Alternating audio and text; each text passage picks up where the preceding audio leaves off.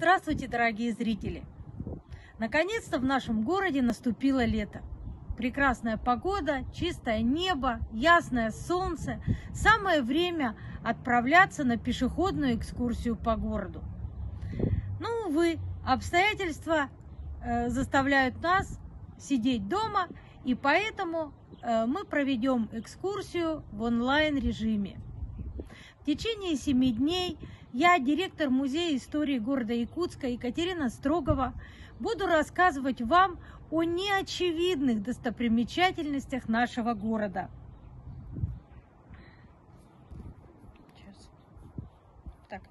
Повернулся.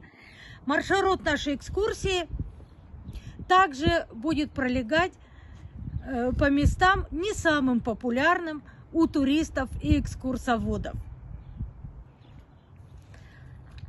Этот маршрут будет проходить от речного порта по улице Энергетиков, улице Федора Попова, самой длинной улице нашего города, улице Лермонтова, длина которой около 9 километров, и улица Мерзлотная. Здесь на карте вы видите пункты, отмеченные цифрами, о которых мы будем с вами говорить. Экскурсия у нас будет длинная, длиться она будет целую неделю. Приглашаю вас на экскурсию 7 дней с музеем. Город Якутск, вся его жизнь тесно связана с рекой Леной. В 1644 году Якутский острог переместился на левый берег реки, где наш город расположен до сих пор. И поэтому первые суда на Лене в Якутске появились именно здесь. Суда эти назывались кочи. Поморские парусные суда, парусно-гребные суда, предназначенные для каботажного плавания и для перевозки грузов. Особенностью этих кораблей было то, что они были чрезвычайно легкие, и обводы корпуса способствовали тому, что суда эти невозможно было зажать льдами. Именно поэтому эти суда получили такое широкое распространение сначала у поморов, а затем по всей Сибири, и именно на них совершались первые морские путешествия вдоль побережья Северного Ледовитого океана, от Енисея до Чукотки.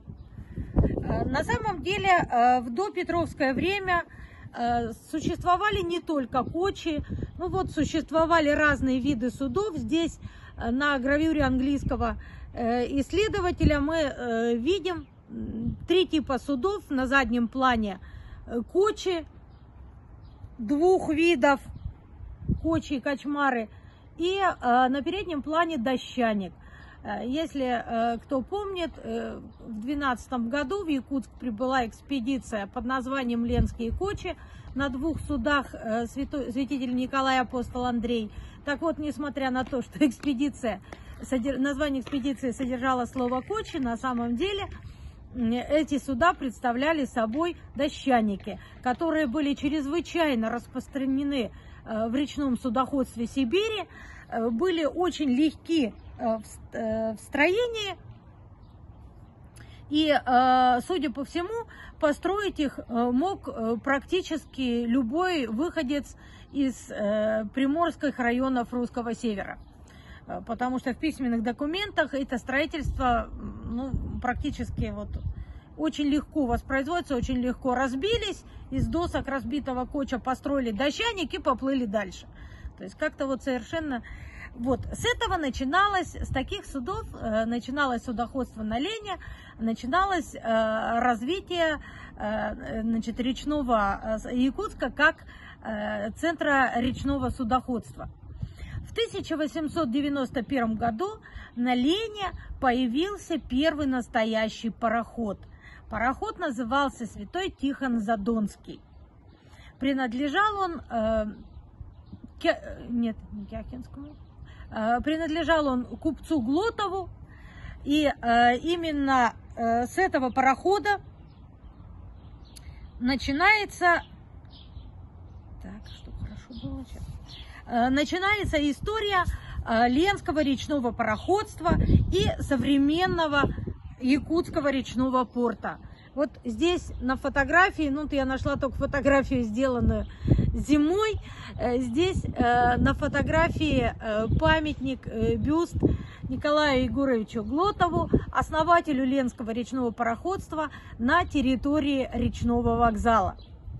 Вот кому интересно, могут, когда нам разрешат, сходить и посмотреть. Этот купец очень активно взялся за развитие судоходства, пароходного судоходства на Средней Лине. Он с большим трудом пробил образование компании судоходной, довольно быстро приобрел 5 пароходов, и именно по его инициативе частное судоходство на Лине приобрело уже регулярную основу. Многие частные судовладельцы сначала были этим недовольны, но видя, насколько успешно Глотов сотрудничает с правительством вот на основе такого регулярного судоходства, многие стали тоже заключать соответствующие контракты. Первоначально суда Глотова ходили из Жигалова до Якутска 2 раза в неделю, потом стали ходить чаще. Постепенно судовая компания Глотова разрасталась. Он приобрел суда, которые отправил на другие реки, на Алдан, на Вилюй и даже на Колыму. То есть пароходство расширялось и расширялось. Что интересно, преемниками Глотова, последователями, вернее, Глотова в плане развития судоходства на реке Лене оказались женщины, вдовы крупных якутских и сибирских купцов. И это вдова, дочь, вернее, Акепсима Кушнарева. Так, где, то и нету.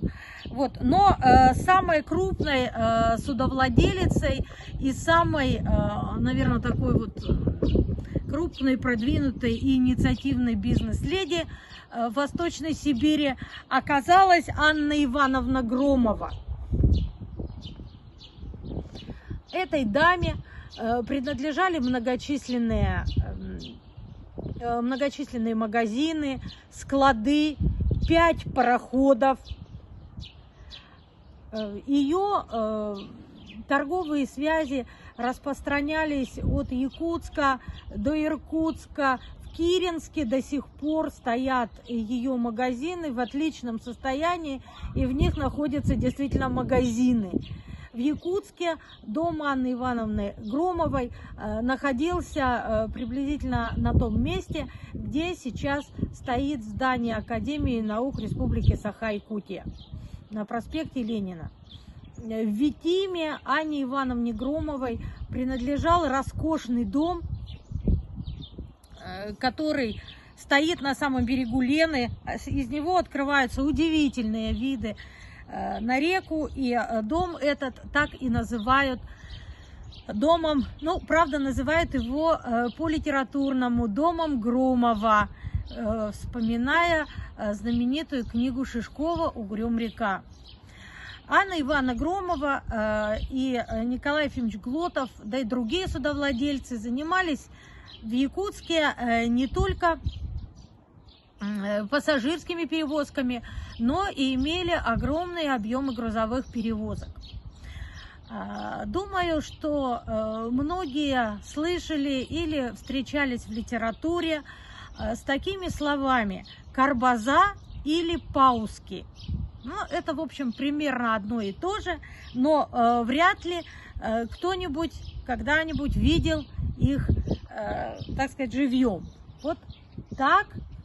Сейчас попробуем повернуть. Нет. Вот. Эти пауски для города Якутска имели очень большое значение. Они не только привозили грузы,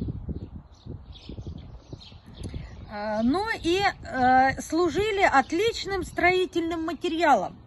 Были времена, когда очень большое количество домов, хозяйственных построек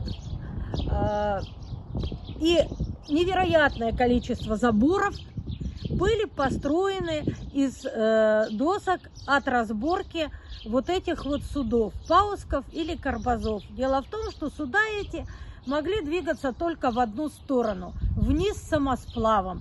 Если их двигать вверх по реке, то их необходимо было тянуть, а это, конечно, ни один коммерсант дополнительных расходов нести не хочет.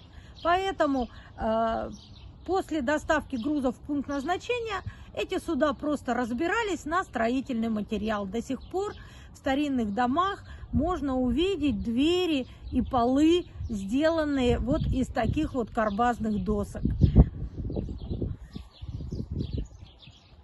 Так, вот. Я не помню, эту картинку показывала уже или нет.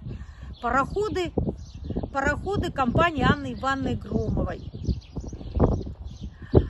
Вот, пароходство на Лене в начале 20 века развивалось очень бурно. Уже к 17 году компания Глотова имела более 10 пароходов сама, плюс пароходы Анны Ивановны Громовой, плюс пароходы Бушуевой. Вот, в общем, достаточно много. После революции пароходы, в основном компании Глотова, были национализированы, и именно эти пароходы легли в основу современного ленского речного пароходства. Теперь мы покидаем с вами речной порт и двигаемся дальше по улице Энергетиков к нашему следующему объекту.